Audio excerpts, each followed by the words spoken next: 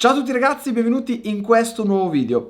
Da oggi un nuovo format, questo che voglio portare sul canale, prendendo un po' spunto da chi lo fa in altri settori tipo aeronautica per i piloti di linea, medici, cose di questo genere, il cercare di far conoscere a più gente possibile con una marea di curiosità il mondo del motorsport in generale o anche dell'automotive in generale, con tutte le curiosità che ci possono essere. Quindi ragazzi, ve lo sto già a dire e porto le mani avanti, questo video è per chi non conosce benissimo il mondo motorsport, il mondo auto, il mondo moto, per cercare appunto di far avvicinare più gente possibile. Quindi se voi siete mega espertoni, Ross Brown appena ritirati dalla carriera al muretto Ferrari, vi prego, non queste cose le so già, perché ovviamente saranno cose secondo me interessanti ma abbastanza conosciute per chi mastica il motorsport. Oggi partirò con una di quelle curiosità o domande che vedo spessissimo sotto i miei video e sotto i video di un sacco di post di Formula 1, MotoGP e tutto il resto. Come avete visto dal video, ma i piloti pagano tutti per correre? O anche perché i piloti pagano per correre? Lo vediamo subito dopo la sigla.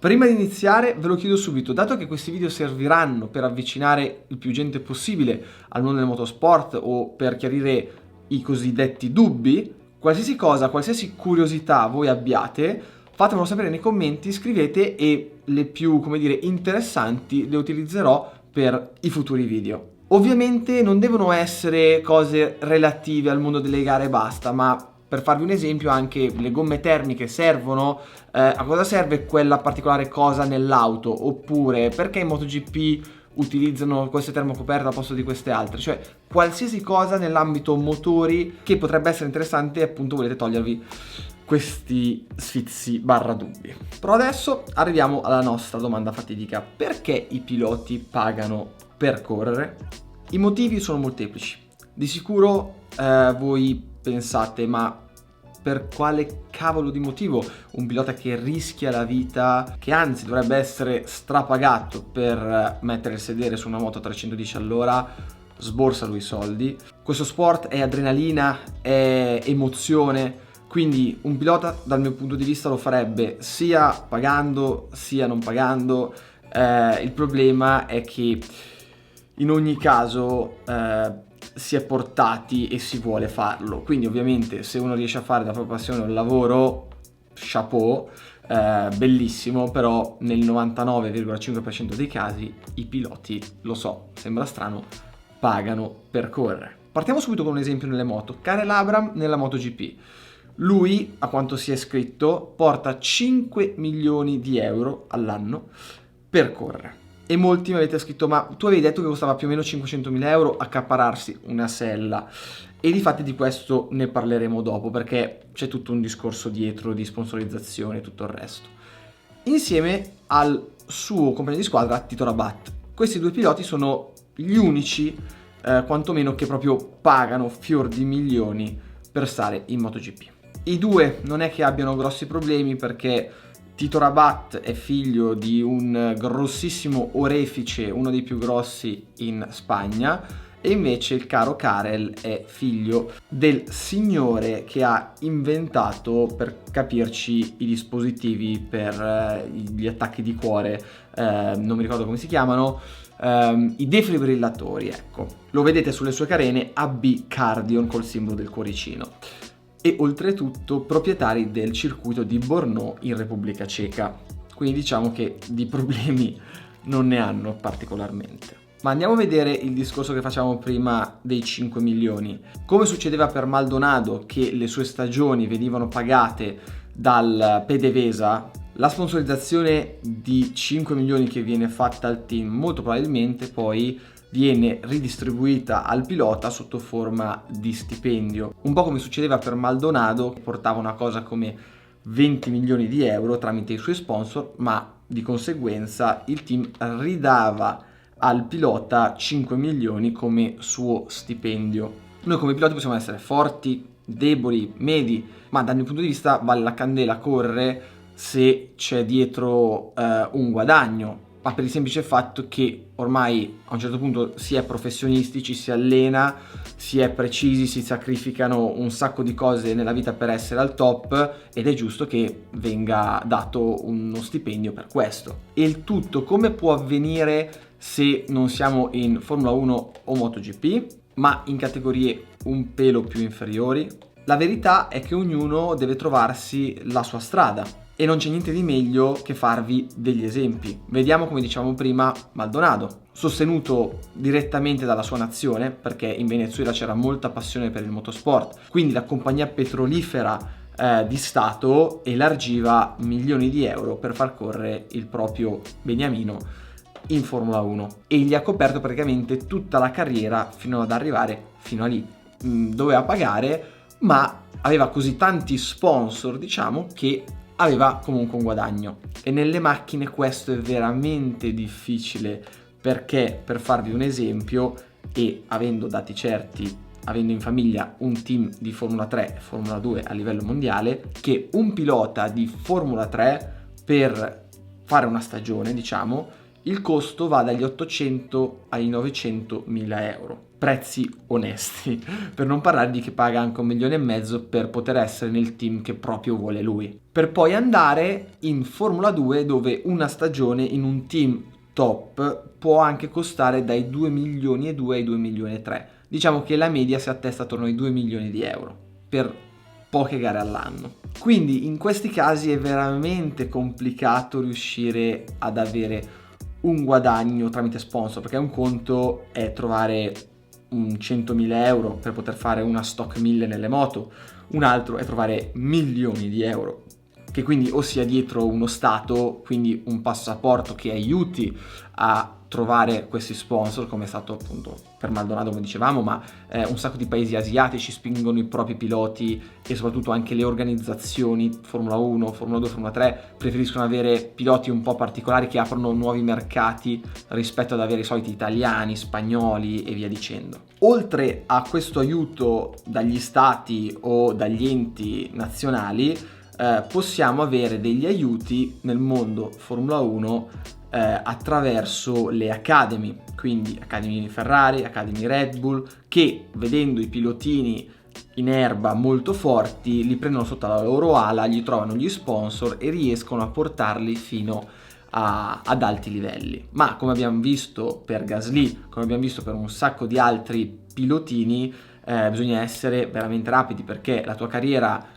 ti può sembrare già lanciata perché sei in Academy Red Bull, stai salendo, ti stai lanciando, sbagli un anno che non vai forte, boom, seccato, tu ti ritrovi da avere tutte le stagioni pagate a essere a terra e non poter più permetterti assolutamente nulla. Ovviamente stiamo parlando per arrivare in Formula 1, che è il massimo livello dell'automobilismo. Invece nel mondo moto è molto diverso, perché con costi relativamente molto più bassi si può scalare la vetta, diciamo. Però qual è il problema? È che comunque si parla sempre di situazioni dove bisogna investire dei soldi. Quindi o sei un predestinato che inizia quando ha 5 anni, arrivi a 18 che sei già nel mondiale con un'esperienza ultra decennale, oppure se sei un ragazzo normalissimo che a 18 anni decide che vuole provare a correre in moto, è molto più complicato. E questo è stato il mio esempio, perché io fino a 18 anni l'ho fatto per scherzo e dopo 19 anni ho provato a diventare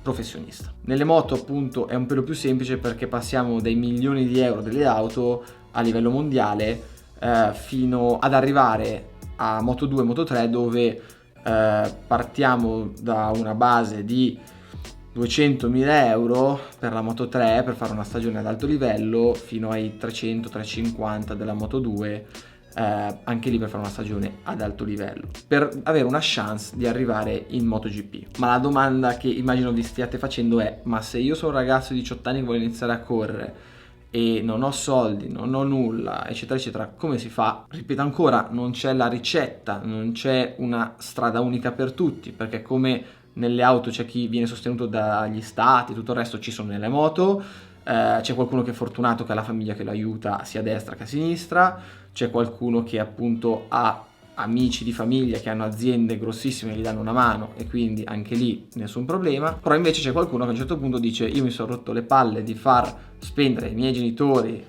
gli amici degli amici per correre, devo inventarmi una strada alternativa. Come faccio? Lì ognuno deve trovare la propria idea. Come dire, io sono riuscito, come è stato per Alberto, a trovare un po' di visibilità in modo da vendere agli sponsor un qualcosa che sia veritiero e non fasullo, perché parliamoci chiaro, nessuno dà nulla per nulla, quindi o si portano dei numeri veri per far capire allo sponsor che se investe su di te ha un ritorno d'immagine, ha un ritorno sulle sue vendite e sul suo materiale, oppure è veramente veramente tosta. Quindi anche se non sei ad altissimo livello in MotoGP, comunque riesci a correre gratis e appunto guadagnare con gli sponsor e trovarti il tuo stipendio in vie alternative. E molto spesso mi viene chiesto: ma perché non corri in Superbike? Ripeto, perché allo stesso modo per correre in Superbike ti vengono richiesti i soldi, a meno che tu non sia uno che sei nel giro da anni,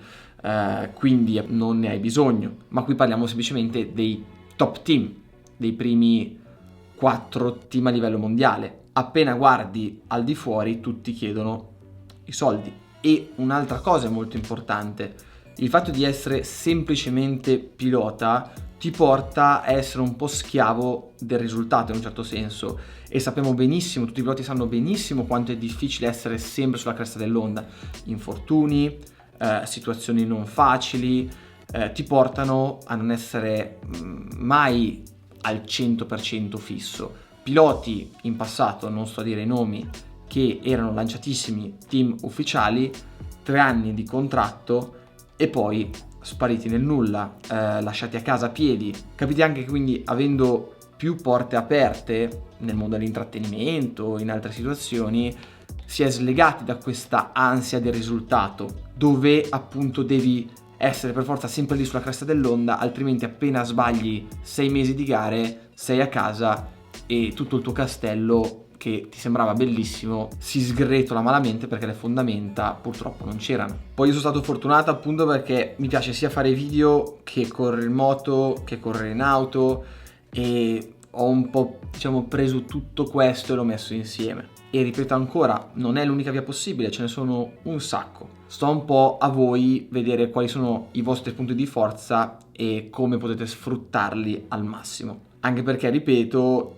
anche in moto, anche se costa meno, costa anche lì, perché appena arriviamo a un campionato italiano di buonissimo livello siamo attorno alle 50-70 mila euro a stagione, e a quel livello lì pochissime, veramente pochissime persone corrono a gratis, giusto i primi 1 o 2 piloti delle case più importanti. Spero che questo video vi sia piaciuto, un po' più argomentativo del solito, ma secondo me molto interessante. Ripeto, se avete qualsiasi tipo di come dire, domanda, curiosità su qualsiasi cosa del mondo auto, moto, che appunto non deve comprendere semplicemente le gare, ma a 360 gradi, scrivetelo qui sotto nei commenti e le cose più interessanti vedrò di analizzarle e rispondervi. Come al solito, gas, e ci vediamo al prossimo video.